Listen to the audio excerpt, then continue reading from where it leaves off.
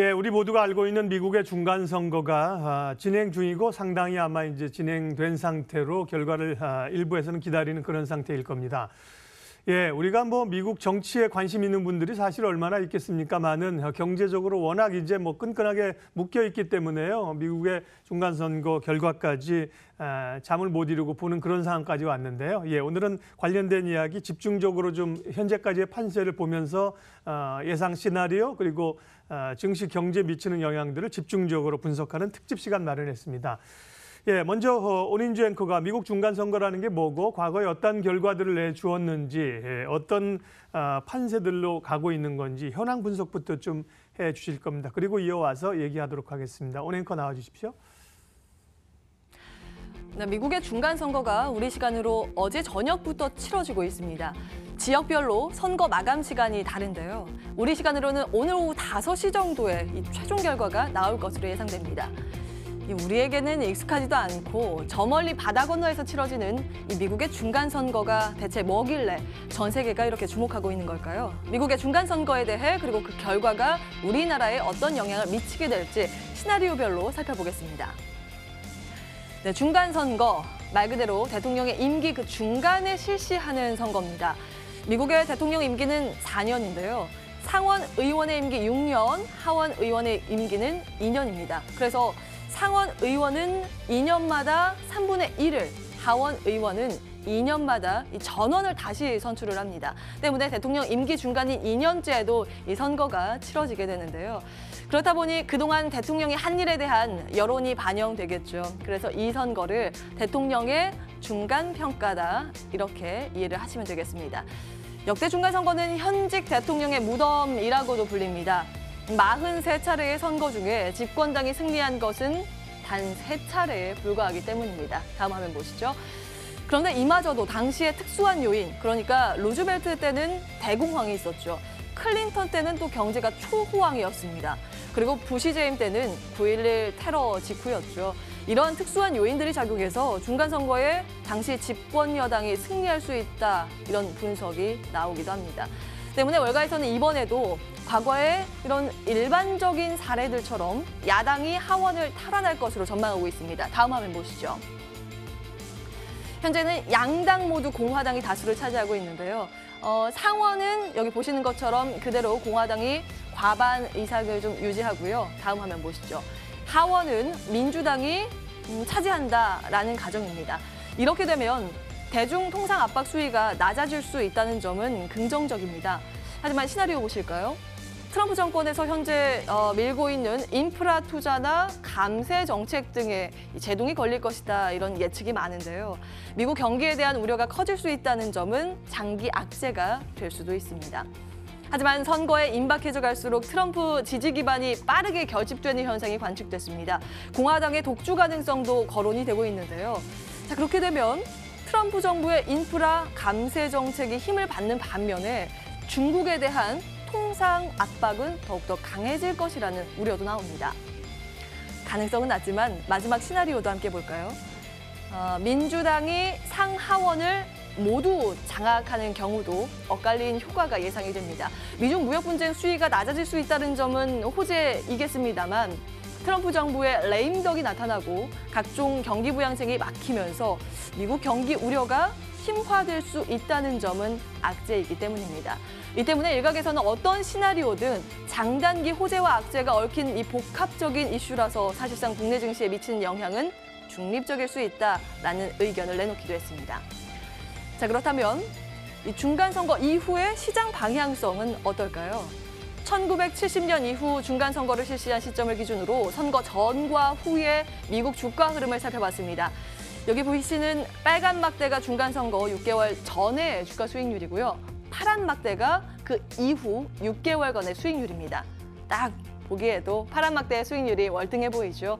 중간 선거 이후 6개월간의 평균 수익률은 무려 14.6% 수준이었습니다. 이전에 6개월간의 평균 수익률이 1.2%였으니까 이걸 크게 상회하는 모습을 보였던 거죠.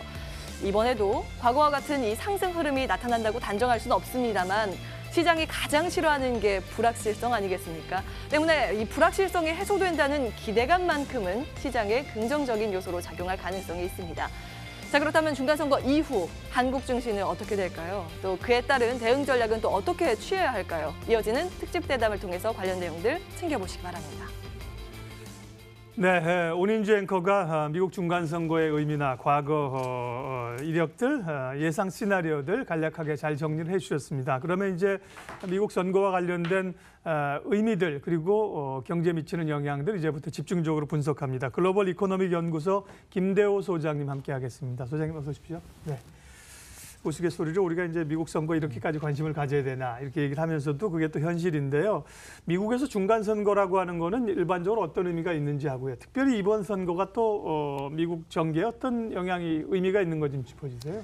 예, 미국이 일반적으로는 대통령 중심제 국가다, 대통령제 국가다 이렇게 우리는 많이 알고 있지만은 사실은 의회 권력이 대통령을 능가합니다. 여러 가지 예산 편성권, 또 통상 교섭권, 지금 미중 간의 무역 전쟁이 한창이지만 이 무역 문제도 결국은 의회가 최고 권한을 갖고 있어요. 그런 면에서 기본적으로 국회의원을 대폭 교체하는 중간 선거 자체가 결코 적지 않은 그런 의미를 가지고 있고요. 또 하나 지금 중대한 문제는 트럼프 대통령과 관련된 정책 방향인데요. 사실 트럼프 대통령은 워싱턴의 이단화, 사실 그 정책 방향 한 치 앞을 내쫓을 수 없는 아주 익스트라 오디너라한 그런 방식이에요. 그런데 지난 2년에 예상을 뒤엎고 트럼프 대통령이 당선되지 않았습니까? 그래서 이번 중간 선거는 미국 국민들이, 미국 유권자들이 그 트럼프 대통령의 이 독선적이고 파행적인 정책 방향을 추인하느냐 아니면 거부하느냐, 그에 따라서 트럼프 대통령이 바뀌고 트럼프 대통령이 바뀌면 세계가 바뀔 수 있다. 그런 면에서 이번 중간 선거는 그 어느 때보다도 중요한 세계의 정치 향로를 바꿀 수 있는 그런 면에서 의미가 있다. 이렇게 보고죠. 특히 현재 지금 우리나라의 국군이 달려 있는 북한 핵 문제, 또 미중 통상 무역 전쟁, 이 문제도 바로 트럼프 대통령의 독특한 스타일과 관련이 있는 것이기 때문에 이번 선거 결과가 매우 주목된다. 미국 국내적으로도 세금 인상이라든지 세금을 지금 낮추려고 그러고 있죠. 트럼프 대통령은. 그다음에 또 인프라 같은 대대적인 어떤 그 국책 사업을 벌리려고 하고 있습니다. 또 그 와중에서 국채 금리가 재정 적자가 상당히 우려가 되고 있어요. 이런 것을 감안할 때 중간 선거에서 국민이 어느 쪽 방향으로 가느냐에 따라서 미국 국내 경제도 큰 변곡점을 맞을 수 있다. 그런 면에서 좀 우리는 피곤하지만 지켜볼 수밖에 없다. 한국 정치에 미치는 영향도 상당히 클 수밖에 없다. 이렇게 생각합니다. 네. 우리도 이제 국회의원 선거가 이제 대선, 우리는 뭐 대통령과 국회의원의 임기가 다르기 때문에 지금으로선 그렇게 따로 할 수밖에 없는 거고, 미국은 중간에 정권에 대한 어떤 평가를 묻는다는 의미에서 이제 중간 선거라고 하는데, 일단 견제 의미가 상당히 우리도 있고요. 두 번째는 이제 트럼프가 2년 후에 이제 재선 관련된 판도를 지금 읽을 수 있다는 점에서, 조금 전에 화면에도 나왔지만 그런 의미에서 트럼프 대통령이 타운홀 미팅에서 선거용지에 내 이름은 없지만 굉장히 중요한 선거가 될 것이라는 걸 본인 자신도 잘 알고 있는 것 같습니다. 그러면 현재 트럼프 행정부의 국정수행 지지도라든지, 우리도 이제 대통령 여론조사하지 않습니까? 현재 이 상황은 어느 정도입니까? 네, 트럼프 대통령의 국정 지지도는 약 45%에서 48% 정도로 오락가락하고 있어요. 네.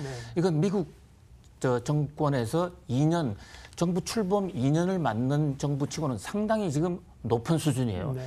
역대 정부보다도 상당히 높지만, 그러나 트럼프 대통령의 지지율에는 또 하나의 함정이 있습니다. 상대적으로 반대 성향, 트럼프 대통령이 그만뒀으면 좋겠다라는 그런 반대 지지율도 지금 상당히 높은 상황이에요.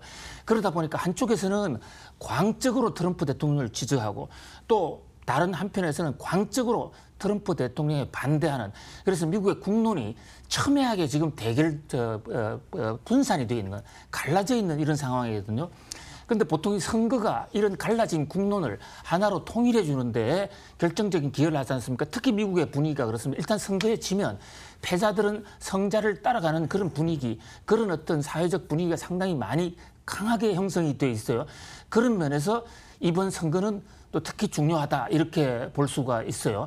그리고 이번 또 트럼프 대통령의 지지율과 관련된 것 중에 하나가 지금 트럼프 대통령이 탄핵으로 가느냐 안 가느냐 지금 그런 그 고비를 맞고 있거든요. 네. 트럼프 대통령은 지난번 대선 과정에서 러시아와 내통했다라는 그런 의혹이 지금 계속되고 뮬러 특검이 지금 진행 중이에요. 그뿐만이 아니죠. 여성들과의 잇단 연문설, 추문설 이런 것에 많이 헷갈려 있습니다. 그런데 만약에 이번 선거에서 지금 전원을 교체하는 하원의 경우에는 지금 민주당의 압승 가능성이 높은데 현재 미국의 탄핵 제도가 이 탄핵을 소추할 수 있는 기관이 하원입니다. 하원의 과반수만 있으면 트럼프 대통령 탄핵을 일단 소추는 할 수가 있어요. 네. 그렇기 때문에 과반수만을 얻는 것만으로도 탄핵 문제가 제기될 수가 있습니다.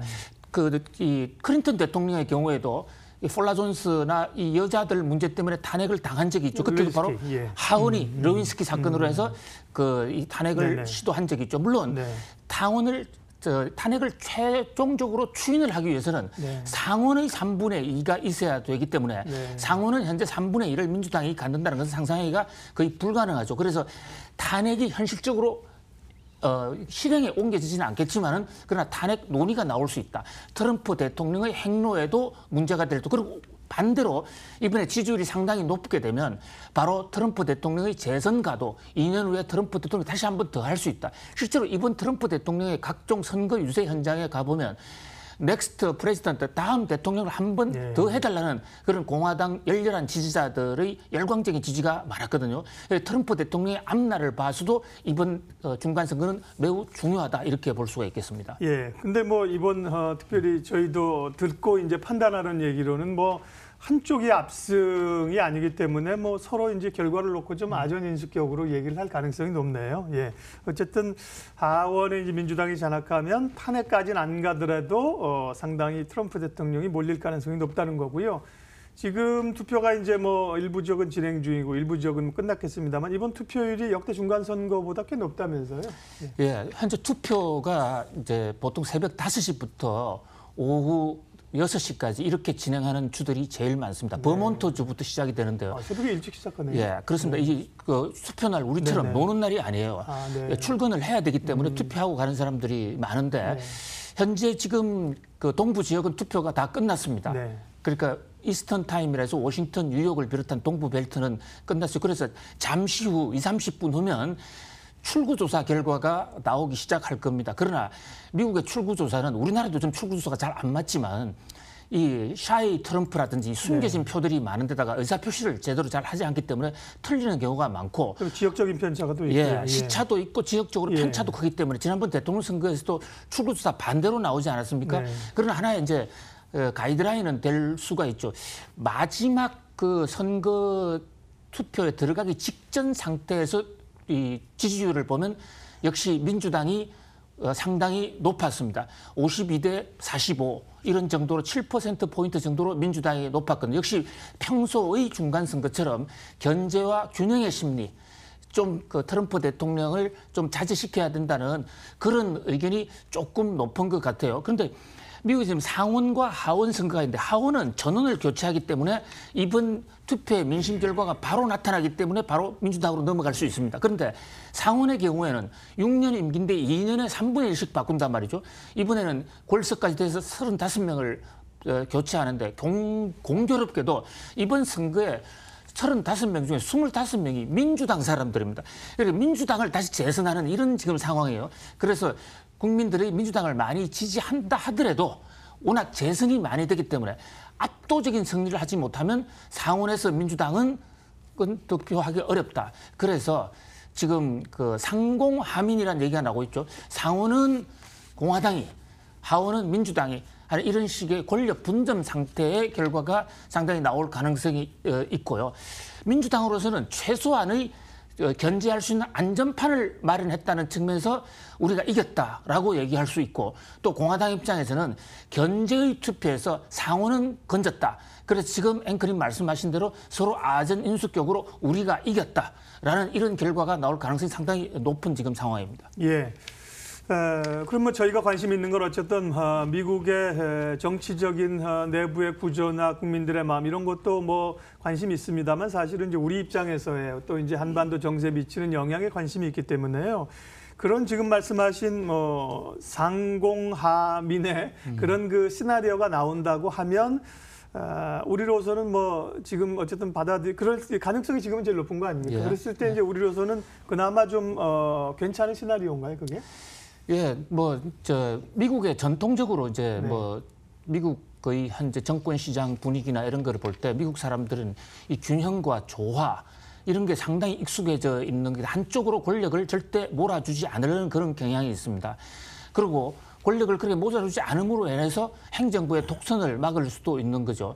그래서 그동안의 주가 패턴을 보면 공화당이 집권했을 때나 민주당이 있을 때나 여소야대 전국하에서 특히 상원과 하원이 분리되어 있으면서 권력이 분점되어 있을 때 주가 상승률이 가장 높았습니다. 사회적 안정도도 가장 높았습니다.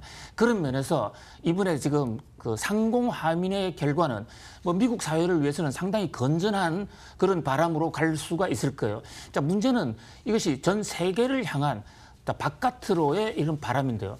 그동안 트럼프 대통령이 이른바 미국 우선주의, 아메리칸 퍼스트 정책을 내걸고 질풍노도처럼 정말 달려오지 않았습니까?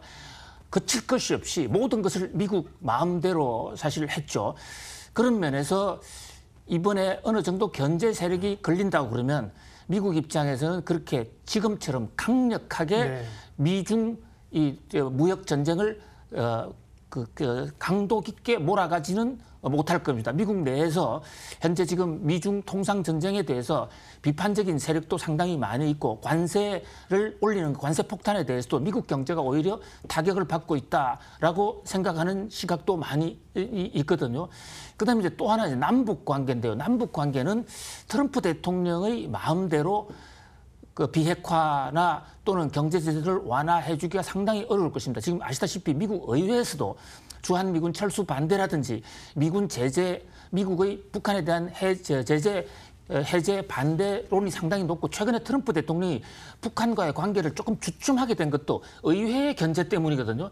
미국은 아무것도 별로 얻어내는 것도 없이 양보만 많이 해주는 것이 아닌가라는 것에 대한 미국 의회, 특히 야당인 민주당의 비판이었습니다. 그런데 민주당이 의회의 하원을 장악하게 되면 적어도 대외 정책에서 한쪽 축을 민주당이 맡게 되면 트럼프 대통령으로 마음대로 하기가 상당히 어려울 것입니다. 그렇게 되면 남북 경제 협력의 경우에는 북한의 양보를 전제로, 북한이 물론 양보한다면 드래스틱하게 빠른 속도로 나아가겠지만 북한이 지금처럼 먼저 선 비핵화를 하지 않을 경우에는 북미 관계가 아주 경색되고 과거 상태로 돌아갈 그런 가능성도 완전히 배제할 수 없다.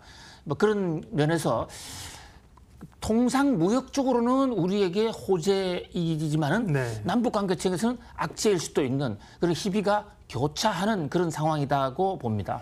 예, 지금 진행되고 있는 미국의 중간선거 관련해서 의미와 함께 국내 또 경제에 미치는 영향들 글로벌 이코노믹 연구소 김대호 소장님과 말씀 나누고 있습니다.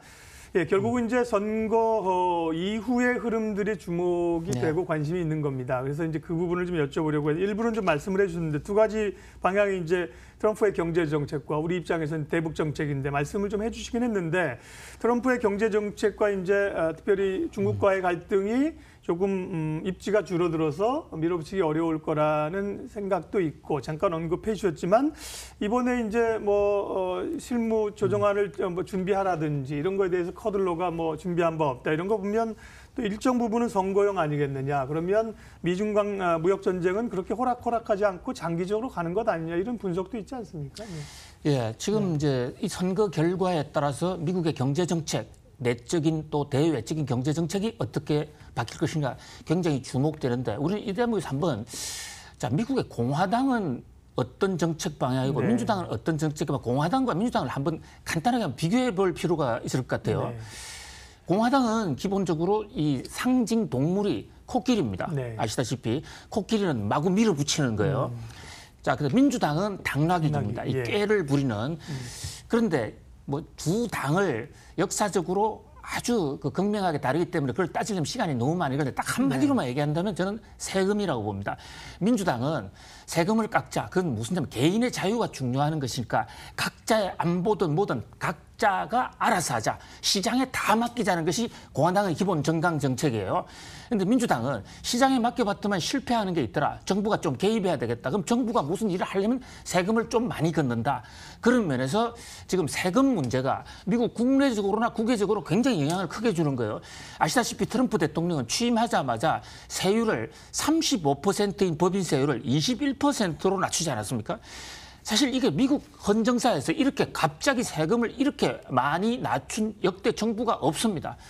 그야말로 혁명적이고 경천동지할 그런 세금에 인하여서 지금 주가가 폭등하고 있고 미국 경제가 잘 나가고 있는 여러 가지 요인 중에 하나였지만 세금을 깎아주면 미국의 재무지표가 미국 기업들의 재무지표가 가만히 앉아서 좋아집니다. 왜냐하면 세금은 영업이익에서 법인세를 빼고 나서 그게 순이익을 좌우하는데 세금이 줄어들면 가만히 있어도 순이익이 늘은 거예요.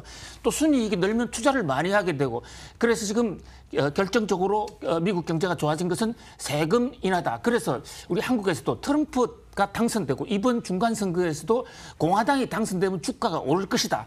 이렇게 얘기하는 것도 대부분 그 관점이 초점이 트럼프의 세율 인하에 맞춰져 있어요. 그러나 저는 이제 트럼프 대통령의 세율 인하 효과는 끝났다. 좀 과장해서 말씀드리면 이렇게 말씀드릴 수 있어요. 왜냐하면 트럼프 21%로 지금 세금을 깎아주면서 미국은 어떤 문제에 봉착하고 있냐면 재정 적자에 봉착하고 있습니다. 지금 세수는 줄이고 또 써야 될 돈은 많고 자, 재정 적자가 오면 그 돈을 부족한 돈을 안 메꾸고 넘어갈 수는 없습니다. 메꿀 수 있는 유일한 방법이 정부 국채를 많이 찍어내는 거예요. 국채를 찍어내면 채권 수익률이 오릅니다. 채권 수익률이 오른다는 건 금리가 오른다는 얘기 말이죠. 지금 그러잖아도 지금 국채 수익률 10년물이 3%를 오락가락하면서 미국 정시를 굉장히 위협을 했는데 자, 그 문제가 앞으로 그 세계 경제의 발목을 잡을 그런 상황이기 때문에 공화당이 당선된다고 해도 무조건 앞으로 추가적으로 정치에 도움이 될 것만은 아니다라는 그런 측면이 하나 있고요. 자, 그렇게 됐다 보면 이제 미국 트럼프 대통령 입장에서는 국제 수지도 개선해야 되고 재정 수지를 극복해야 됩니다. 그럼 그 결과는 결국은 대외 통상에서 다른 나라의 양보를 받아내야 되는 것이 아닌가. 그래서 전반적인 기조는 변하지 않을 겁니다. 미중 통상이라든지. 네. 그러나 그 통상 전쟁 과정에서 미국의 피해도 있기 때문에 지금 미국과 중국이 극적인 대타협을 한번 해볼까 하는 이런 논의를 하고 있거든요. 결국 이제 중국의 반응이 중요한데 중국 입장에서는 미국의 리더십이 당분간 계속 간다라고 생각이 되면 좀 양보할 가능성이 있게 되는 거죠. 그런 면에서 미국 경제가 안정이 되고 미국 정치가 안정이 되면 될수록 국제 통상 문제도 조기에 수습될 수 있다. 그리고 이 통상 문제를 계속 끌어갔을 경우에 트럼프가 지금 재선 2년 후에 대통령 선거를 눈앞에 둬야 되는데 과연 이것이 유리할까 불리할까 거기에 대한 이 계산서에 따라서 정책은 달라질 것으로 보입니다. 네. 그 민주당과 공화당 간의 그 정책적인 색깔 관련해서 경제 문제적 한 가지만 좀 체크할 때 그러니까 공화당이 지금 이제 트럼프 대통령이 세금 내리고 있잖아요. 공화당이 세금 인하 쪽이고 민주당이 세수를 좀 걷는 세금 인상 쪽 정책입니까? 전통적으로? 그렇습니다. 예. 정리를 한번 좀 했고요. 미국 경제 사실은 지금 그동안 미국 경제만 사실 홀로 독주를 해 왔습니다. 여타 뭐 유로존도 그렇고 뭐 이머징도 그렇고 좋지 않았는데요. 그런데 이제 선거 이후에 정책과 관련이 되겠습니다. 미국 경제도 내년에 꽤 어려워질 것이라는 얘기가 있고요. 또 주가도 사실은 뭐 IT 같은 경우도 뭐 실러 교수 같은 경우 상당히 좀 과대평가됐다. 예, 이런 점에서 이 선거 이후에 미국 경제나 세계 경제 흐름은 어떻게 보십니까? 네, 현재 지금 미국 경제 너무 좋습니다. 네. 더 이상 좋을 수가 없다. 이래서 골디락스 장세다 할 정도예요. 성장률이 높으면 물가도 오르고 이것이 실업률과 이게 어긋나야 되는데 모든 지표가 한꺼번에 좋기 때문에 골디락스 장세라고 그러는데요. 뭐 실러 교수 같은 사람은 좀 비관적으로 얘기하지만 현재 이 호조를 보이고 있는 미국 경제가 당장에 꺼지지는 않을 겁니다. 지금 미국 경제가 좀 앞으로 선거 끝나면 미국 경제를 위협하는 변수가 있다면 당장에 지금 8일 날 FOMC 회의가 나오는데 미국의 금리 인상 미국 지금 연이어 금리 인상을 할 수밖에 없는 그런 경제적 구조를 맞고 있거든요. 그래서 금리가 앞으로도 약 한 5번 내지 6번은 계속 올라갈 거예요. 금리 인상 때마다 미국 경제가 조금씩 충격을 받을 겁니다. 그리고 이제 또 하나, 자, 본격적으로 재정 적자가 본격화되면 재정 적자가 생기는 것은 우선 세율을 깎아줬기 때문에 세금을 낮췄기 때문에 재정 적자가 생기는 것도 있지만 지금 또 대대적인 인프라 사업과 또 해야 되기 때문에 정부의 재정 지출이 많이 늡니다. 그렇게 되다 보면 그것을 감당하지 못하는 사태, 그래서 국가 부도 사태까지도 지금 예견이 되고 있고요. 그런 상황에서 미국의 금리가 이중으로 올라가는 거죠. 연준이 올리고 트럼프가 올리게 되는, 국채가 오르고 기준금리가 올라가는 이런 상태입니다. 그것이 앞으로 2, 3년 내에 미국 경제를 목을 재는 가장 큰 악재로 이래 봐요. 그러나 이제 경제학계에서는 오히려 트럼프 대통령을 그냥 방치했을 때, 이번 선거에서 공화당이 당선이 돼서 계속 세금을 낮출 때는 2, 3년 후에 대대적인 공황이 올 수도 있다. 마치 부시 대통령 때도 그랬습니다. 그런데 오히려 이번에 권력 균점을 통해서 민주당이 어느 정도 견제를 하면서 스텝 바이 스텝으로 가게 되면 미국 경제는 최근 3년간 보인 정도의 고도 성장을 하지는 못하겠지만, 그보다 성장률은 좀 꺾이겠지만, 그러나 한꺼번에 꺼지지 않는, 타지면서 가는, 적어도 미국 경제 자체는 상당히 희망적이다. 이런 전망이 많이 있습니다. 네. 마지막 질문 드리겠습니다. 그러면 중간 선거가 끝나고 나서 또 세계 경제에 있어서 주목해야 될 변수는 지금 뭐 이란 제재도 그렇고 뭐 사우디 사실 뭐 가슈크 지금 문제 여러 가지가 좀 얽혀 있지 않습니까? 유가도 중국도 그렇고 예. 주목해야 될 핵심 변수들 어떤 걸까요? 예, 역시 가장 큰 것은 이번 달 이제 11월 30일이죠. 트럼프 대통령과 네. 시진핑 수석이 G20 네. 회담에서 만나기로 돼 있어요. 이 회담이 굉장히 의미가 큰 게, 그동안 이제 관세 폭탄 전쟁을 한 6개월 이상 해봤단 말이죠. 양국이 피해가 있는데 현재 양 지도자들의 자존심 문제, 자기들의 리더십 문제가 걸려있기 때문에 어느 한 지도자가 다른 나라로 가서 항복 선언을 하기가 상당히 어려운 상황이에요. 그런데 제3국에서 G20에 만나서 자연스럽게 해결하면서 서로가 명분을 세워주면서 출구 전략을 세울 수가 있다. 네. 그런 면에서 이번 11월 달의 이 트럼프 시진핑의 회담이 매우 주목되고요. 지금 일설에서는 이미 서로가 그 시안을 대타협하기 위한 시안을 만들고 있다. 그리고 트럼프 대통령의 그동안의 행적을 보면 무역 전쟁으로 이끌고 가서 미국과 중국이 같이 망하자는 것은 결코 아니거든요. 그렇겠죠. 어떻게 하면 중국으로부터서 가장 많이 빼오느냐, 이것이 문제입니다. 그러나 현재 지금 중국도 그렇게 만만치 않고 지금 마지막 한 20일 정도 지금 절충을 하겠죠. 그래서 이것이 만약에 어긋날 경우에는 그야말로 그 자기 경제가 폭탄이 올 수 있다. 뭐 이 밖에도 미국의 내년도 예산안, 특히 내년도 사회 간접 자본 개발하는 인프라, 그다음에 국채 발행 금액, 그다음에 외국에 가 있는 기업을 미국으로 들어오게 하는 이런 것들이 지금 줄줄이 대기하고 있는 상황입니다. 네. 미국 중간선거 관련해서 선거 이후의 흐름까지 글로벌 이코노믹 연구소 김대호 소장님 모시고 말씀 나눴습니다. 인사드리면서 출발 막혀던 1부는 마무리 짓겠습니다. 함께해 주셔서 고맙습니다.